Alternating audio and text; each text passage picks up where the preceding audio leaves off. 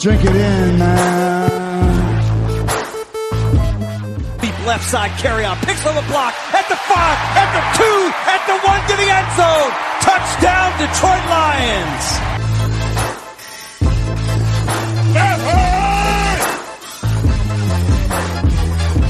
Drink it in, man. Get up, Stafford throws. It is end zone. Caught! Oh, baby, what a catch! Kenny Galladay, you're a freak! What a catch! Touchdown, Detroit Lions!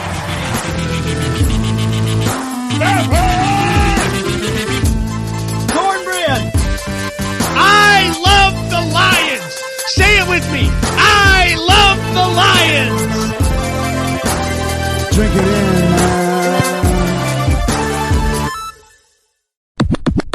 Detroit Koolaid, what is going on, everybody? We are back, and I am so happy to announce that we got another guest here on the show. Let me try to nail this name. We have the one, the only, this is where I do the Nate Burleson intro, the one, the only, Logan Lamorandier of LionLowdown, and he just won the Lions Twitter bracket. He's the champion of the world. I mean, we were a 16 seed. I still got a beef. We should have at least been a 12 because I know we could have upset a 5 seed in that bracket. But Logan won the whole thing, taking out Pride of Detroit, I believe.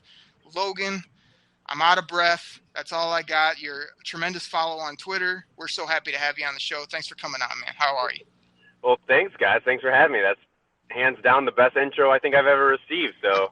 Oh man, absolutely. Like I say, we're happy to have you on the show today. Everybody that's out there listening, Grifka, what's going on, buddy? Hey, I had to show up for this, man. We got Logan on. This is just, I'm not worthy of this, so glad he's on. Yeah, well, I mean, when are you worthy, Grifka? Really? I mean, but yeah, there's plenty of weeks I'm worthy. Plenty of weeks. Oh, well, that's up for debate. We might put that on Twitter. But today, man, we're going to talk all things Lions football. And like I said, on the Koolaid Cast, we don't mess around. We get right into it. So, Logan, first question I have for you, man. Trade up for Josh Allen or trade back for a Brian Burns type player? Like, there's been a lot of rumor and innuendo about us going up to the Jets and trying to get a guy like Josh Allen, fits the scheme perfectly, freak, get after the quarterback. Trade back and get some picks and still pick up a great football player. What do you think in draft is like a week away, man? I'm almost always a proponent of trading down just because I love having more picks. There's so many players that you'd imagine you could probably get at least a third-round pick, depending on – it all depends on the trade down scenario.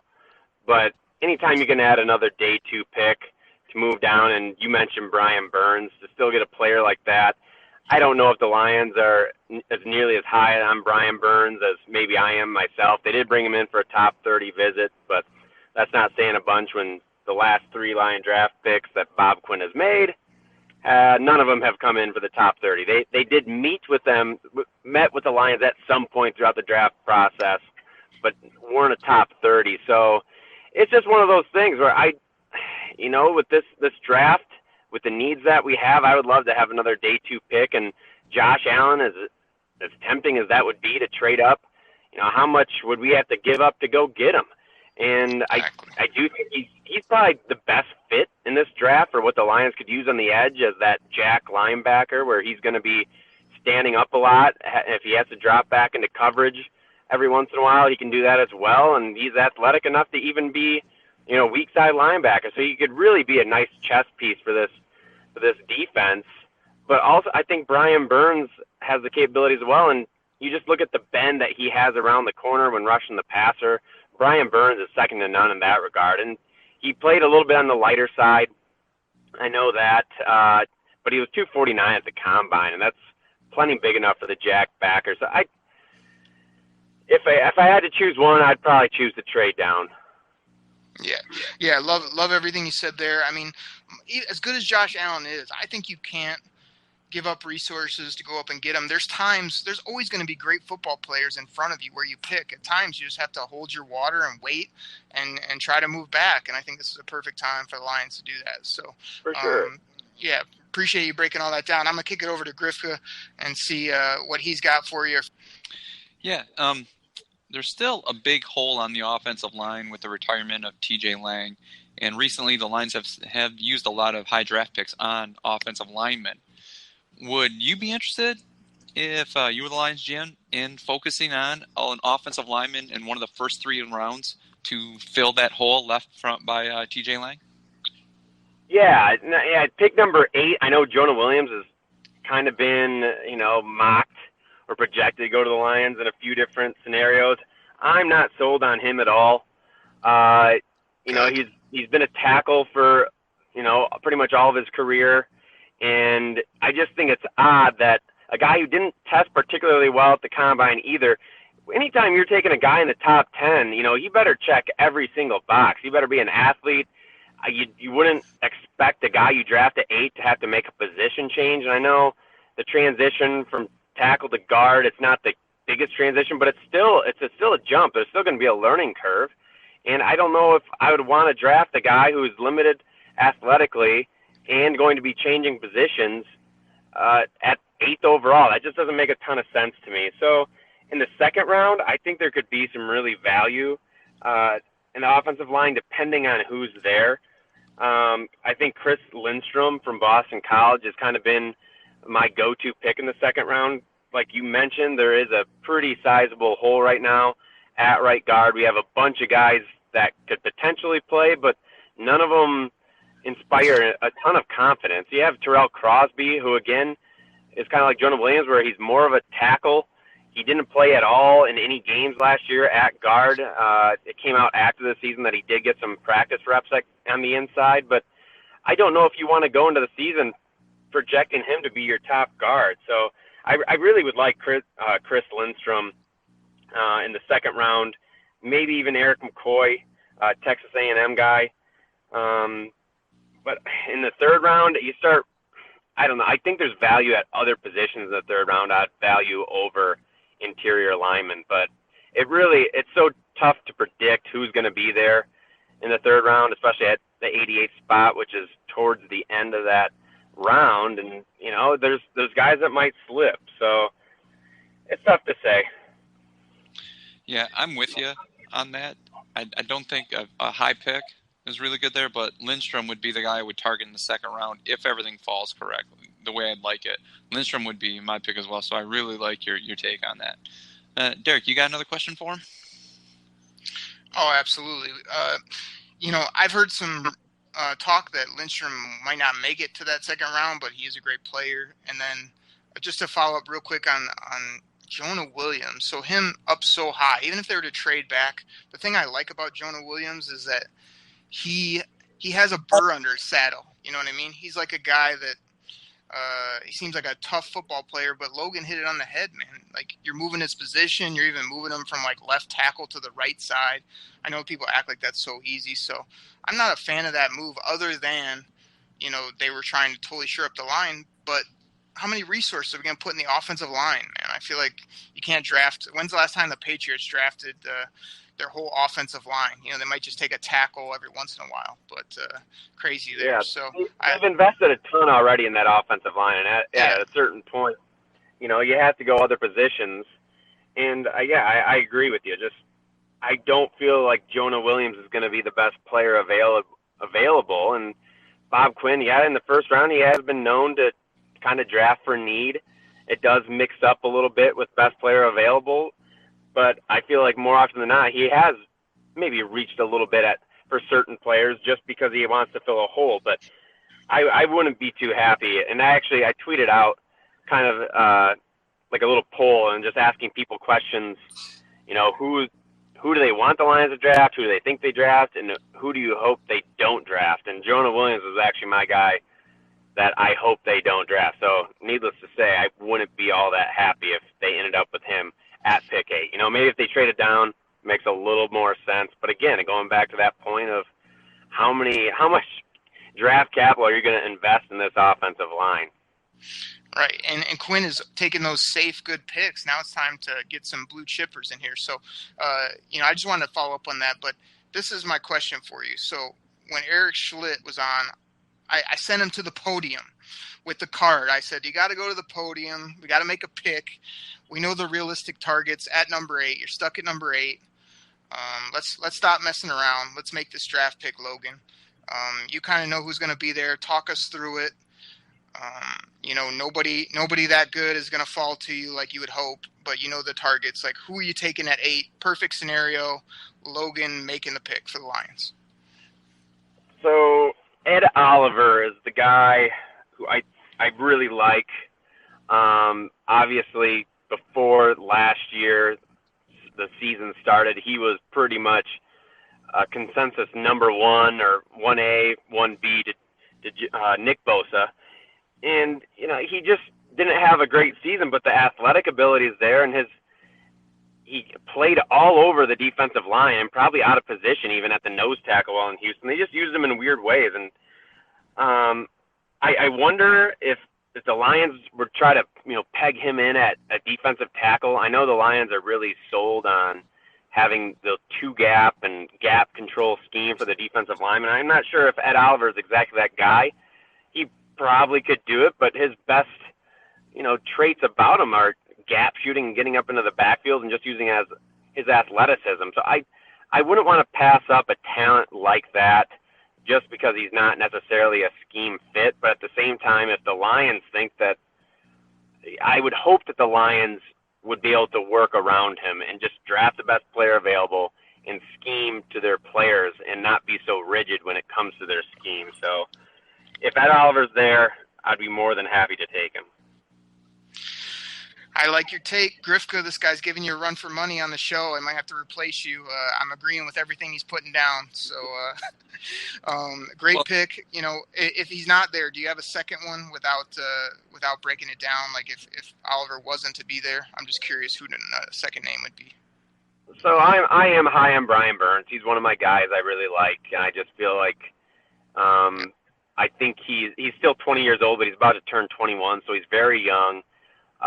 He was very productive, and obviously with the weight he put on and he kept his athleticism, I think he still has a lot of potential. And the Lions don't have a pure pass rusher like I think he is, so he would be my second option.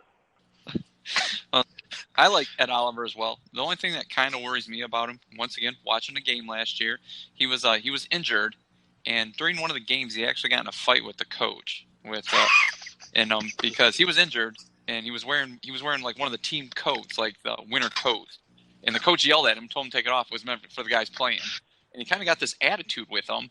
And it was right on the sideline, and they got like in a shouting match. And I don't know if it's just from him being frustrated because the season didn't go the way it was, or if he's one of those guys that thinks he's a little, better than everybody else. I mean, you haven't heard a whole lot about it, but I remember watching the game and seeing it. So I'm sure he'll be a fine pro and he'll be reeled in by, obviously veteran leadership. But it's kind of things like that lead me to, remember former Lions like, Sean Rodgers, stuff like that, So that's the only thing that worries me a tiny bit about it. You get in a shouting match, over, hey, take off the coat, you're not playing, and he just kind of off on the coach. So, okay. Well, that's very true. And if you look at like Quinn's past history of all the guys he drafted, they're all very high character players, seem to be great leaders. And that's something that we're not privy to, unfortunately, just to really know what these players are all about. And I guess, the interviews that they conduct with these players, maybe they get a better feel and they get more inside scoop. That's something that they're going to have to determine. But that is I think the coach was a little bit out of line as well. It did seem like a power struggle, and I'm sure that was probably just the tip of the iceberg. I'm sure there was probably plenty before that was going on that might have put these two, the coach and the player, on the path that it ended up going down. But, yeah, that's fair to bring up. Okay. Hold on, Grifka. Fair but not a great point by Grifka. I appreciate you being nice to him, Logan. Just because you didn't see it, Derek, doesn't mean it didn't happen. Anyways, we'll move on from that. Oh, man, here we go. Go ahead. Okay. Even with the signing of Anderson and the re-signing of Zach Zenner and having Kerryon Johnson on the team, and Theo Riddick is still around, even though he's getting a little long in the tooth. Me and Derek have been talking about running back, and I still feel it's a target of need in the draft. Do you feel the same way? And if so, what round would you kind of hope to get one at? Yeah, no, I still think it should be a priority, but not necessarily early in the draft. I wouldn't mind maybe like a third round-ish area, depending on who's there. You know, Darrell Henderson from Memphis is there.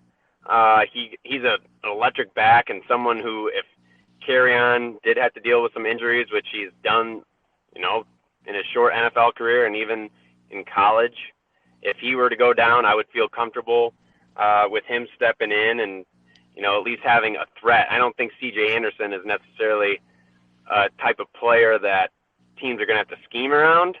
Maybe he will have his Los Angeles Rams form that he had last year, which was insane. Yeah. But I have a feeling we'll probably get somewhere, you know, in between, you know, his Panther days of last year and his Rams. I don't think he's going to be that Rams player right off the bat. So, yeah, and then unfortunately there's not a ton of great athletes in this year's draft, and if they are super athletic and a guy that can be a home run threat, they're lacking in size. So I don't know if I would feel too comfortable drafting a guy early on, just because I don't think there is that type of player. But third round, fourth round, and then even better, probably fifth or sixth round, I'd be totally fine with. Yeah, that's kind of what I'm thinking as well. Somewhere mid rounds right there. Take that running back if that's what you're interested in. I like Bryce Love. Derek makes fun of me for it, but that's a guy I kind of like. So. Hey, he would have been probably around a day 2 pick last year, and then he had a horrible season last year, and then the unfortunate ACL tear, you know, late in the season and at the end of December, and now he's like a day 3 pick, and I wouldn't be opposed. He does have his flaws, but as a day 3 pick, as a guy who's just going to be a rotational player who's not going to have to be the every down, early down workhorse or anything like that, I would love to have his just electric style of running in this offense. And you mentioned too, Theo Riddick, he is getting older. He had a down year last year, didn't seem to be breaking as many tackles, and even has had a struggle with drops. It might not be a bad thing to have a guy who is just exciting in the open field outside of Kerryon. Yeah. See, Derek, somebody else likes Bryce Love too. I'm biting my tongue over here, but okay. All right. So Logan, I got a double dip too for you here. The first one is, what do you think about the Lions in regards to their linebackers? You know, everybody has their opinions about Jared Davis. They love him. He can't cover. He's a great tackler. He's a great blitzer, all that stuff. You got Christian Jones. You got Jalen Reeves-Maybin, who we kind of thought had some promise, but he really hasn't shown anything. Do you see a player in this draft that really would help solidify maybe the outside backer, or we talked about on the show, like if Devin White or even a Devin Bush, you know, would they go that route, you know, and move Jared Davis? You know, what's your take on the Lions linebackers? Because I think they need something else there, but I'm trying to figure out what it is and where to get it.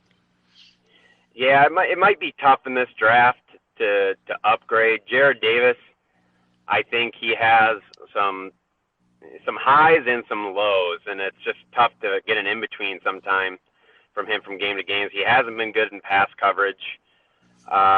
He's super athletic. He can fly to the ball, but that also hinders him sometimes because he overshoots gaps or takes poor angles and is prone to missing some tackles. But he is a disruptive player.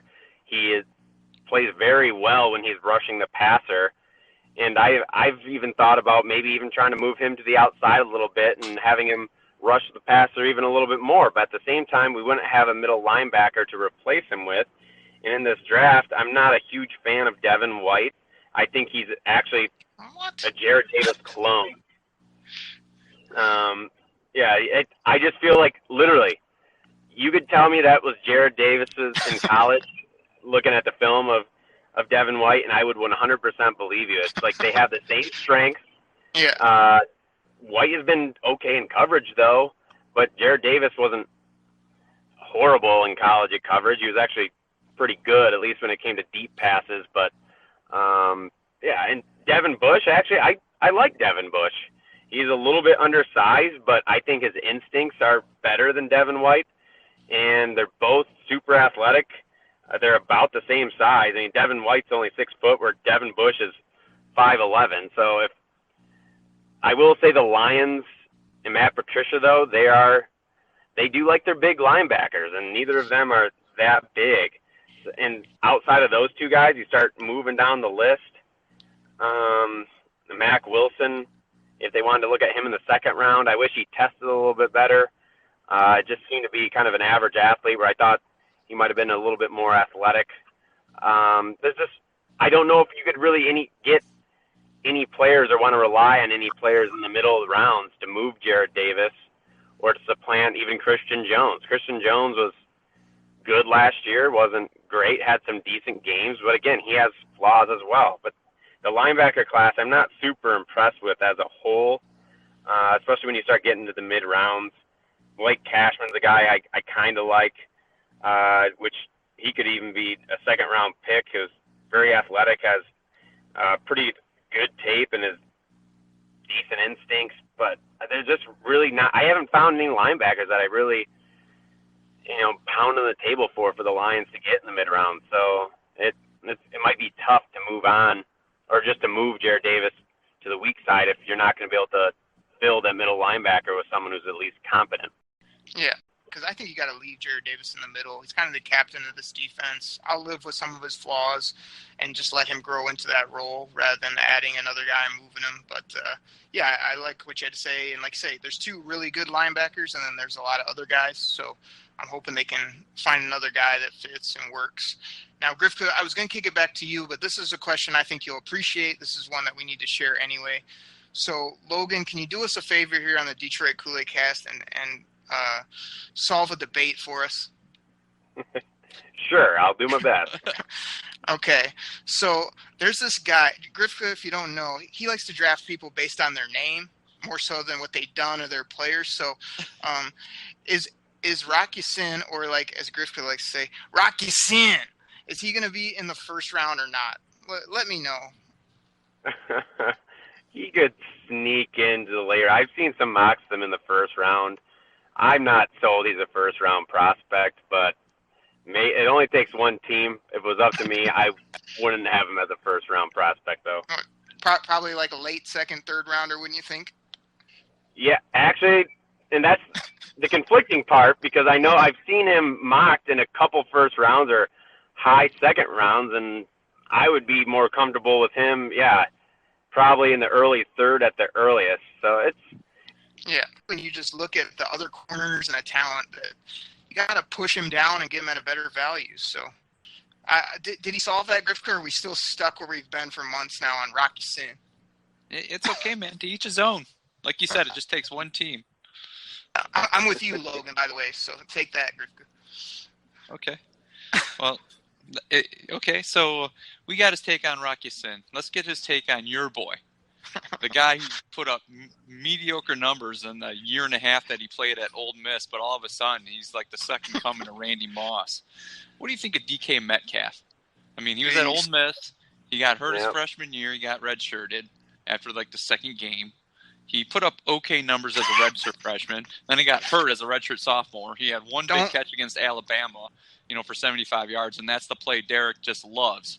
I think he's overrated, but obviously Derek likes him the way he looks, when he's all buff and he can run fast, even though his shuttle and his cone drills were slower than me. So don't what load do you think the question. about DK Metcalf? Let the man answer.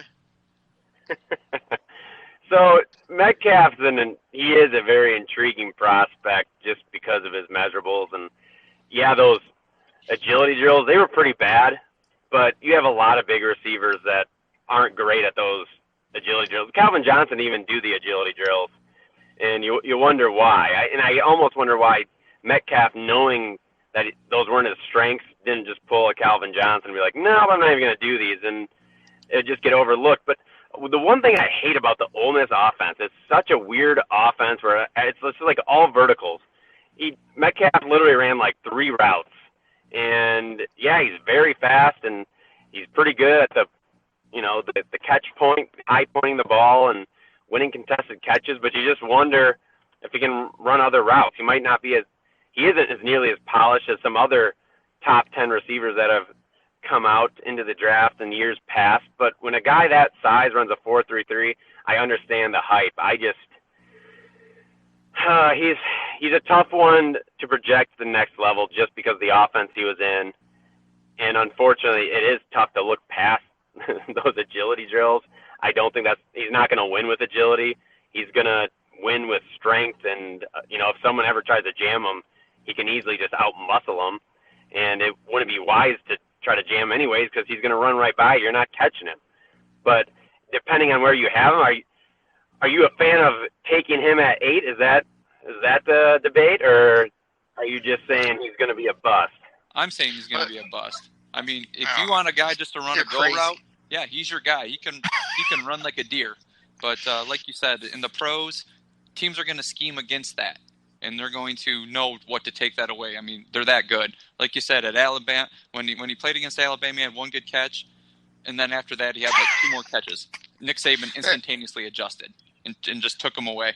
And the pros that's going to happen to him in the pros. So I think he's going to fall in the first round. Obviously, like you said, his measurables. Sure. I just think he's going to be a bust. Logan, yeah, he might not live up to the hype. He might not live up to that hype because he is, Twitter just blew up after he ran that 4.33, and I was probably partially responsible for that because it was super impressive. He just looked like a linebacker, then he just runs a 4.33. I'm like, oh my gosh. But there's a lot of concerns with him. Let me just add real quickly, since Griff could kind of stack that up on his side. Like the reason I brought him up is because I think this team needs offense. We haven't been able to go up over the top. We dinking and dunking on offense. We've got a couple decent receivers. I mean, I've promoted Kenny, and he obviously showed up big. I was just promoting the fact, like, what if you moved Marvin, and what if you brought on a guy like DK, either in a trade down or took him at 8, bolstered that offense. You got a cheap, big freak of an athlete. Oh, by the way, you have another one named Kenny with young, small slot guys, Powell, and they could probably bring in another slot either in this draft or in the future. So that was kind of my thought of just like, you need blue chip playmakers, guys with special traits, and he's one of them. Now, if he goes to a team where he can be a dynamic number 2, that's the best case scenario. But I don't see this guy busting out. I see him, if he gets in a great situation, sky's the limit. If he doesn't, people could say he would struggle a little bit. But, I mean, I think his size, speed, and ability is going to overtake anything a defense can do to him, Grifka. But, like you say, you watched one game against Alabama, so I guess you got him figured out. I watched the LSU game as well. Thank you very much. There you go. He got 2 under his belt. So anyway, that's right. He didn't have a good game against LSU either, but he balled out against Southern Illinois. Oh boy! All right, I'm not gonna push it any farther. Hey, Logan, I know your time's valuable. Do you got just a few more minutes? We'll just hit you with one other question each, let you promote all the great stuff you do, and then we can get you out of here on the show. Yeah, for sure. All right, cool, man. Thank you for your time today. It's been fun. Like, I almost can't reply because, like, almost all your takes I agree with. It's good stuff. Grifka's just the one frustrating me today. But the next question I have for you is, do you see Trey Flowers being a top 5 pass rusher in the next year or two? We paid him huge. He's young. He loves this scheme. He's got everything we'd want in a defensive end, a beast in this type of defense. Can he be a top 5 edge rusher quickly? Because that's what we need him to be, and that's what I hope he will be here with the Detroit Lions. Yeah, I mean, you top look at his stats, top 5. That might be tough if you're looking at strictly pass rushing stats.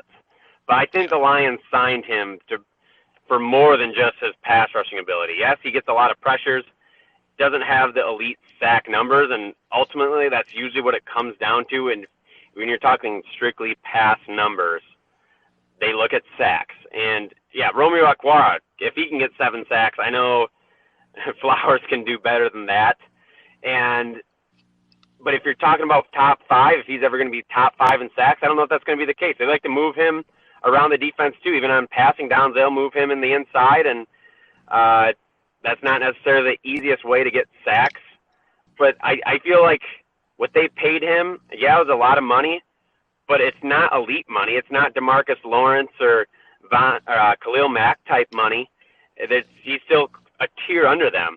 And so give it a few years, and his contract's going to be a deal. And given his age that you're looking at, he's still a young player. He'll be in the prime of his career for 5 more years. I bet he'll probably be on that fringe elite top 5 a couple years here and there, but I don't think necessarily his pure pass rushing ability is why the Lions solely signed him. I mean, they did it because he's one of the best all-around DNs there is in the league, and I'm happy with that. And that's another reason why I've been a proponent of Brian Burns, because I felt like he is a little bit more of that true pass rusher. But if it all depends on your grade of elite, or what your definition of elite as a pass rusher is. And I know a lot of people are just going to look at sacks. I don't know if he'll ever be consistently in the next 5 years as a top 5 sack guy. You nailed it, man. I absolutely love that take. And when I said top 5, I didn't mean so much stat numbers or sack numbers. I was like, in the next 2 years, I want, when they talk about the top pass rushers, kind of like now you have, the Lawrences of the world who just got paid and are up top. Like in the next year or two, I want like Flowers to be in that conversation of like the handful or two of guys that people talk about when they say who gets after the passer in the NFL. That's what we need him to be. I'm not too worried about the numbers. I think he's a great locker room leader. He'll be a great scheme fit. So you absolutely nailed it. Grifka, I'm throwing it back to you. Give Logan your best question, and then we'll let him promote all his great stuff. Just a quickie right here. Once again, we feel the Lions are looking for a tight end. And I'm not a proponent of taking one in the first round, maybe one fall into the second round, early second round. And I think a couple guys that may be there are Noah Fant and Irv Smith. Which one do you prefer? In the second round, I mean, if Fant's there, I would take him almost immediately. I don't think he'll be there in the second round. And Fant he's an okay blocker, super athletic, actually very similar in size to Ebron. And I know Lions fans don't like bringing Ebron up, but I do think they are a similar style of player. Fant had his fair share of drops.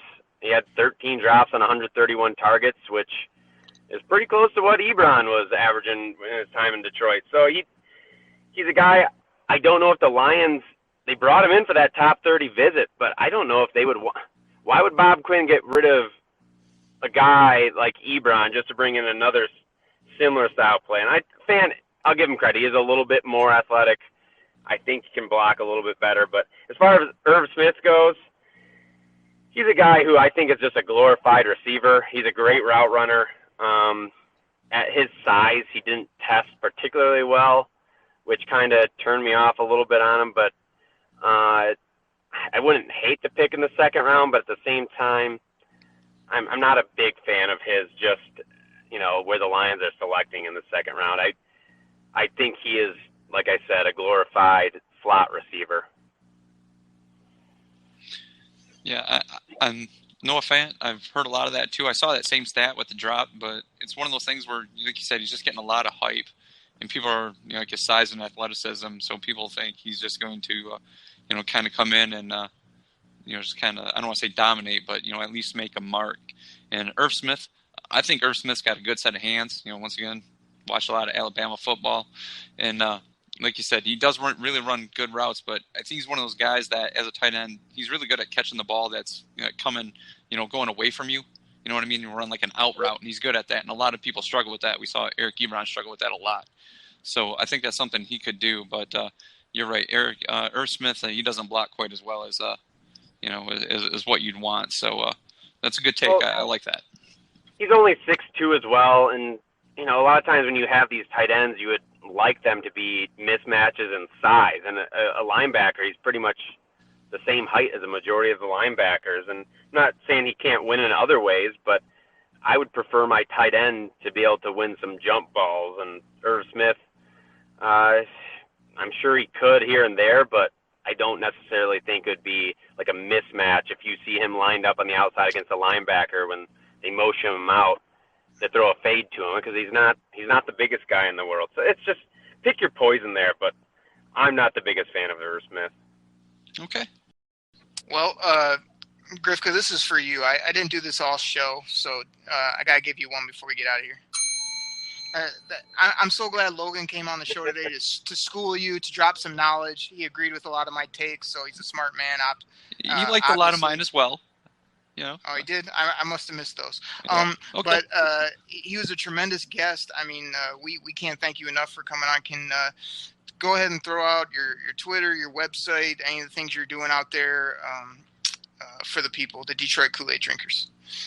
For sure. So I don't have the easiest name in the world. So if you want to go to LionLowdown.com, that's the website that I write at. And I'm pretty much all over social media. Twitter handle is Lamorandier, Lamorandier. I'm on Instagram as well. I just usually post. I'm not too active on Instagram, but I do post pretty much everything I post on Twitter if it relates to stats or news. And then even Facebook. If you want to go to LionLowdown.com, that Facebook page, I also have a separate Facebook account that's just me. And again, I try to be as active on social media as I can, but at the same time, I have a life, so I can't reply to everything. But I really try to do my best just to interact. And I'm so passionate about the Lions. I love just talking Lions. So anytime there's Lion talk going on, it's just nonstop on social media. So it's a great place to be. Find me in any of those places. Absolutely, man, and I can't recommend it enough. Go out and follow Logan. He puts out great stuff. Man, I just can't thank you enough for your time today. We hope you had fun. We try to have a little bit of fun on this show while we talk football, and hope we can maybe have you back. It was awesome to have you right before the draft. It's kind of my favorite time of year. A great time to be a Lions fan, especially with the way this team is ramping up. You know, it's not even so much about the draft. It's about the draft and all the things they've added and where think we're headed with this team, turning that corner. So, man, I can't thank you enough for coming on, and hopefully you'll come back again. Oh, no, anytime, guys. I appreciate you having me. And like I said, if there's Lions football talk going on, I'm all in. So anytime. Thanks for having me. You're a great guest, man. So thank you so much. So, Grifka, you got anything else before we get out of here? Nope. All right, we're going to head and close up the Detroit Koolaid Cast. Thank you, Logan. Thank you, Grifka. We'll be back on Friday with another show right here on the Detroit Koolaid Cast. Take care, everybody. We're out. Pack the bags, start the plane. This game is over. It is over. What a comeback by the Lions. Drink it in, man.